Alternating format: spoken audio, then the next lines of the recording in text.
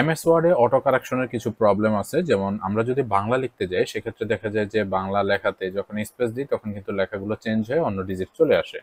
তো আমি যদি আপনাদেরকে একটু লিখে দেখাই যে আমাদের লেখার পরে এই পর্যন্ত কিন্তু ঠিক আছে, যখন আমি কিবোর্ড থেকে স্পেস প্রেস করলাম তখন কিন্তু দেখুন যে এটা চেঞ্জ হয়ে ও হয়ে গেছে। এই জিনিসটা হচ্ছে অটো কারেকশন চালু থাকার কারণে কিন্তু প্রবলেমটা হয়েছে।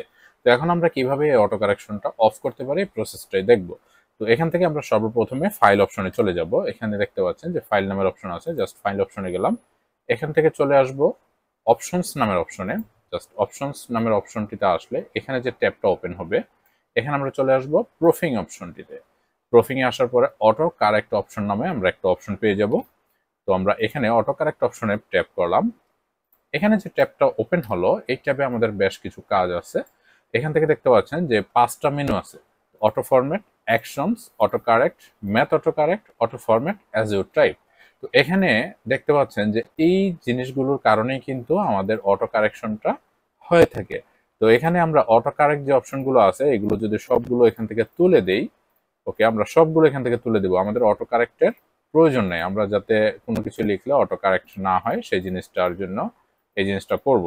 বিশেষ করে বাংলা কোনো লেখা টেখার ক্ষেত্রে কিন্তু যদি অটো কারেক্ট অপশনটা চালু থাকে সেক্ষেত্রে কিন্তু এই প্রবলেমটা হয়ে থাকে। তো আমরা এখান থেকে যতগুলো টিক মার্ক আছে সবগুলো টিক মার্ক এখান থেকে তুলে দেবো, একটাও টিক মার্ক রাখবো না।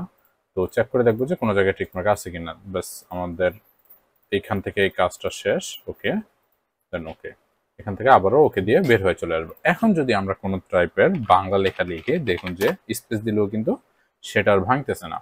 তো এইভাবে করে হচ্ছে আপনি যদি অটো কারেকশনটা না চান সেক্ষেত্রে অটো কারেকশন গুলো বন্ধ করে দিয়ে লেখাগুলো আপনার মতো করে ম্যানুয়াল ভাবে লিখতে পারেন।